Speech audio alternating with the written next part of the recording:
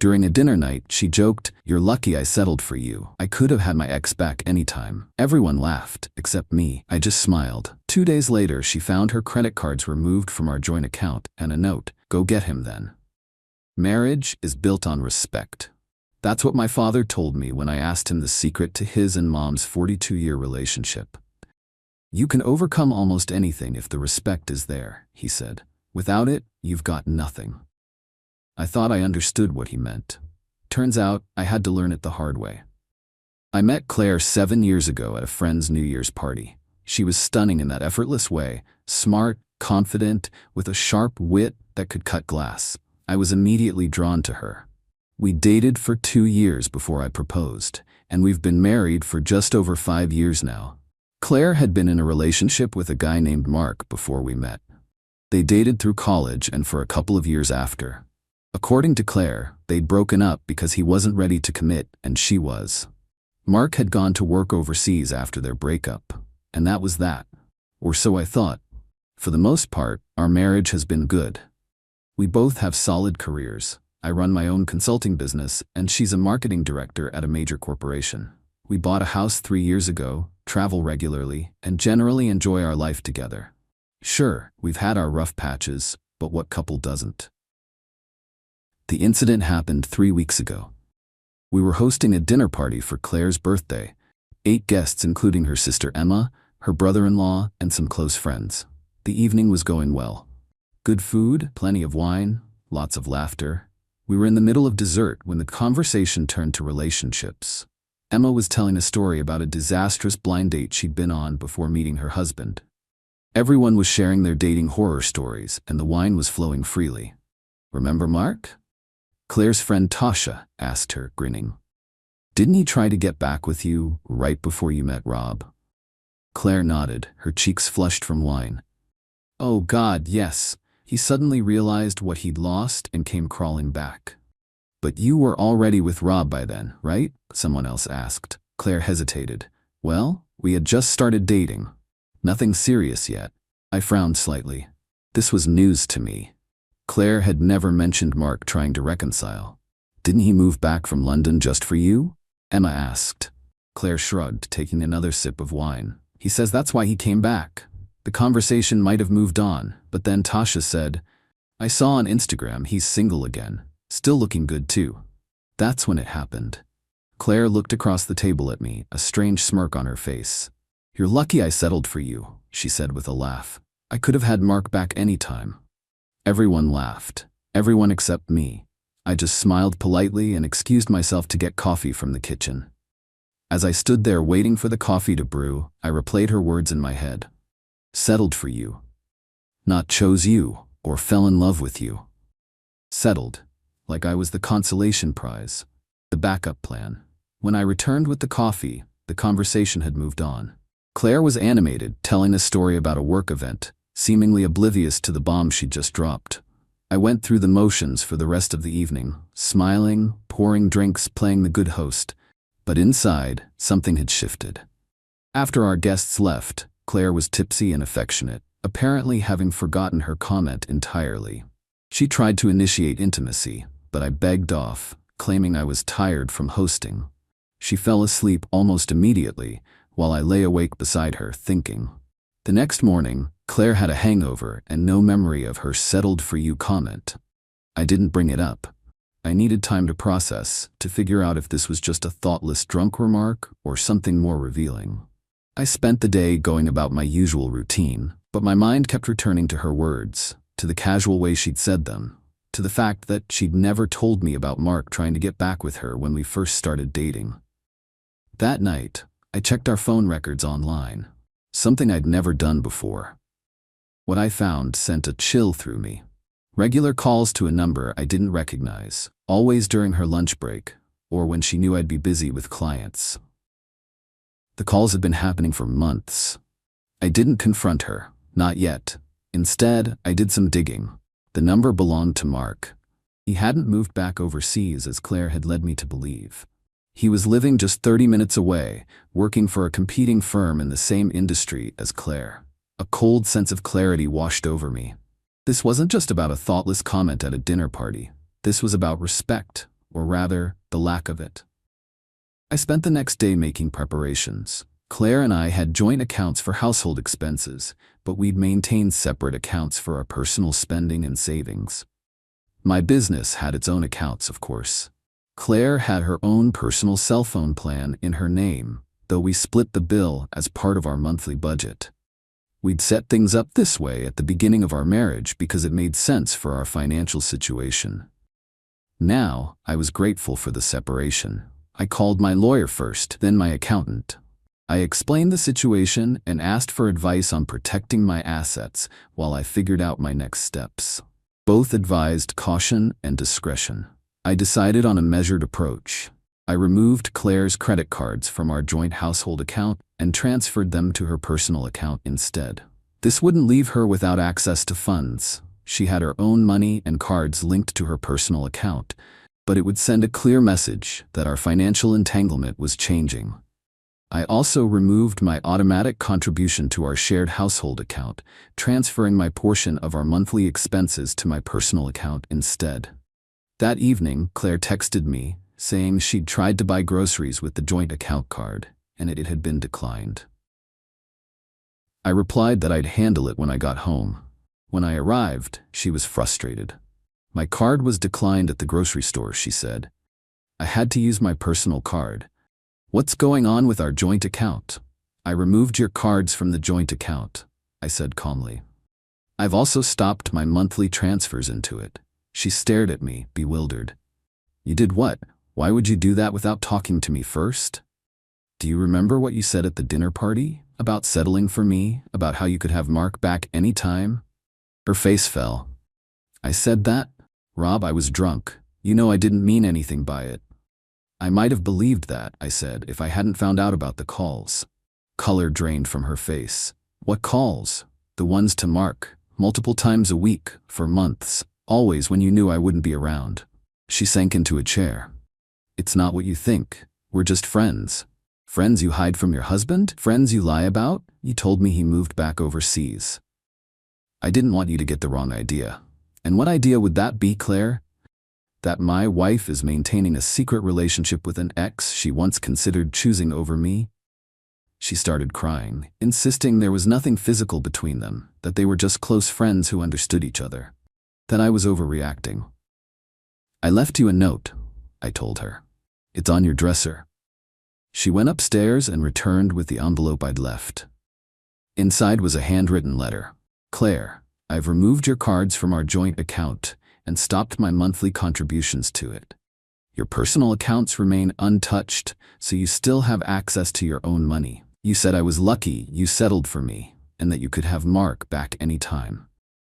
I've been thinking about that statement a lot. I don't want someone who settled for me. I want someone who chooses me every day, the way I chose you.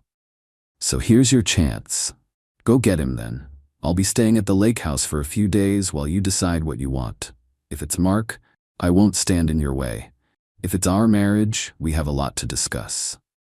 She looked up from the letter, tears streaming down her face.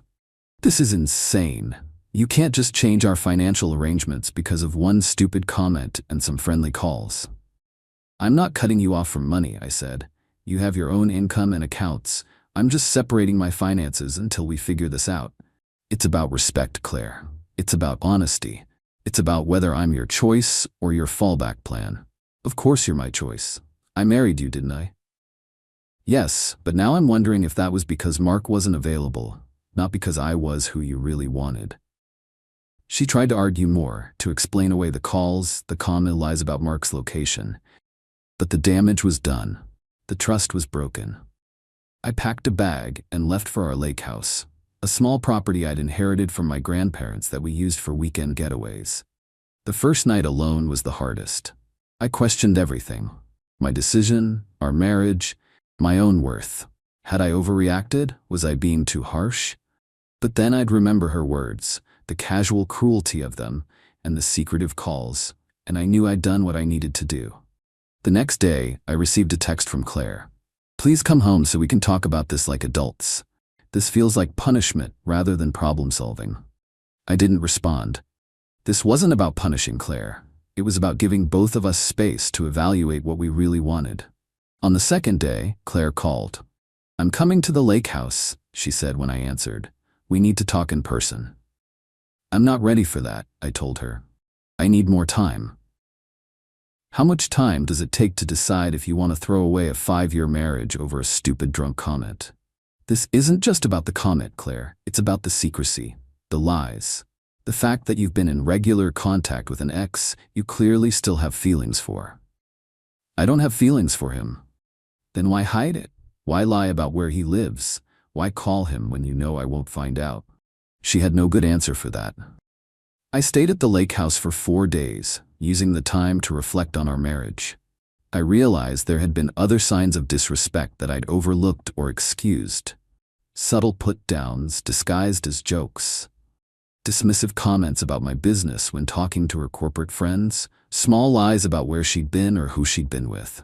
When I finally returned home, Claire had prepared a full apology dinner. She'd cleaned the house, bought my favorite wine, cooked my favorite meal. She looked relieved when I walked in the door. "I was afraid you weren't coming back," she said. "I almost didn't," I admitted. Over dinner, she apologized profusely. She showed me her call log, with no recent calls to mark. She swore nothing physical had ever happened between them, that the calls were just friendly catch-ups that she'd hidden because she knew I'd misinterpret them. "I've deleted his number," she said. "I've blocked him on all social media. I'll do whatever it takes to fix this." The thing is, Claire, I'm not sure it can be fixed. Once respect is gone, what's left? "Love," she said immediately. "Commitment, history, all the good parts of our life together. But without respect, those things wither. And right now, I don't feel respected." She promised to change, to prove her respect for me, to rebuild the trust she'd broken. I agreed to try marriage counseling. It was a start, but not a solution. That was 3 weeks ago. We've had 2 counseling sessions so far. The therapist has helped us communicate better, but the underlying issues remain. Claire thinks I'm making too much of a drunken comment and some innocent phone calls. I think she's minimizing a serious breach of trust. I've moved back into our house, but I'm sleeping in the guest room. I'm civil, even friendly at times, but the emotional distance remains. Claire oscillates between remorse and resentment, between trying to win me back and accusing me of overreacting. Last night, she came to the guest room after a glass of wine and asked if I was ever going to forgive her. "I don't know," I answered honestly. "I'm trying." "What can I do to make this right?" she asked, tears in her eyes. "I don't think it's about doing something specific," I told her. "It's about understanding why what happened was so damaging and changing the patterns that led to it." She nodded slowly. "I've been thinking a lot about what you said about respect. I never realized how some of my comments must have sounded to you.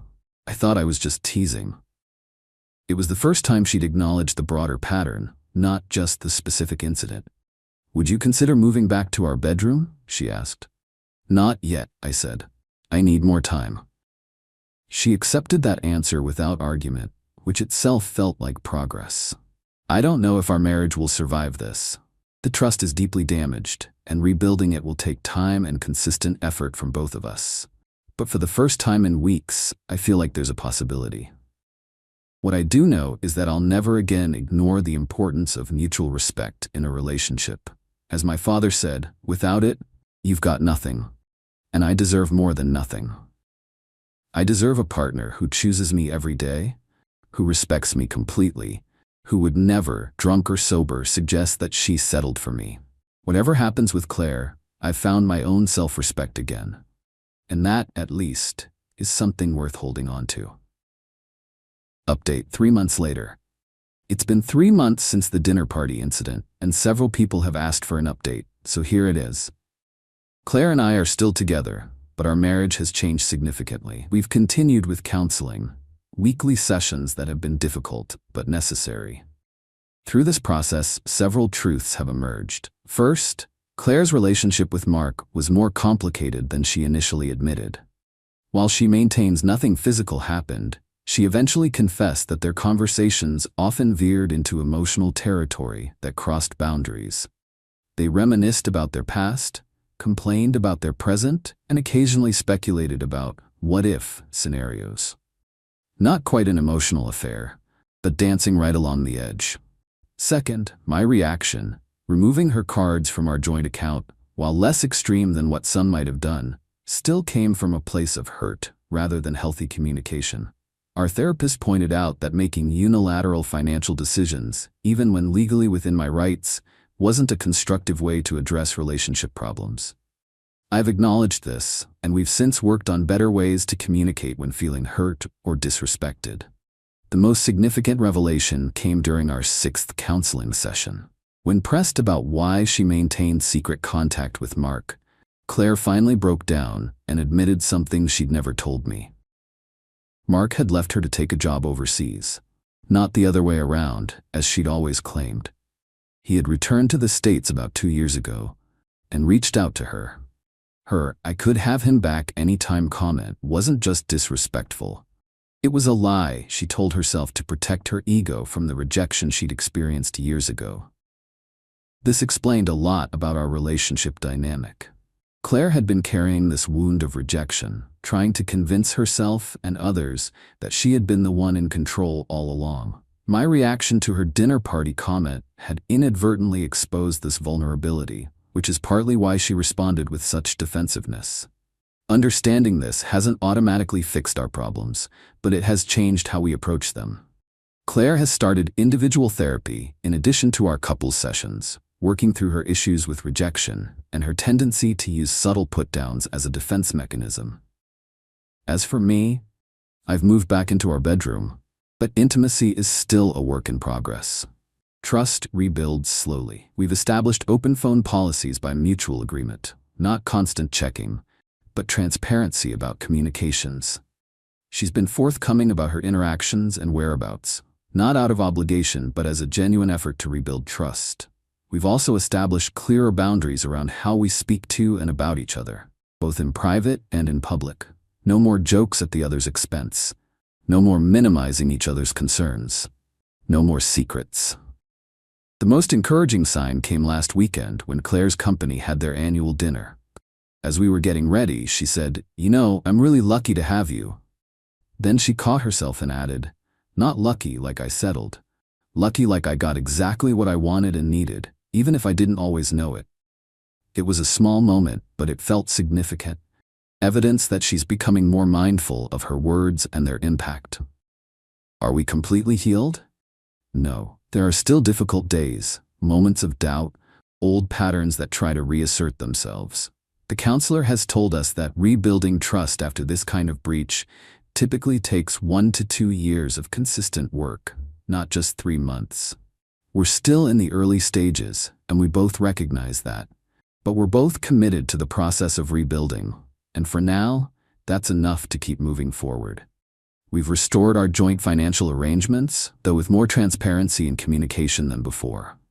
The biggest lesson I've learned through all this is that respect isn't just about big betrayals or obvious insults. It's in the small, everyday interactions, the words we choose, the boundaries we maintain, the truths we tell or withhold. And rebuilding it requires the same attention to detail, the same daily commitment. I don't know if Claire and I will make it in the long run, but I do know that whatever happens, I'll never again compromise on the fundamental need for mutual respect in a relationship. Some lessons once learned can't be unlearned, and for that, at least, I'm grateful.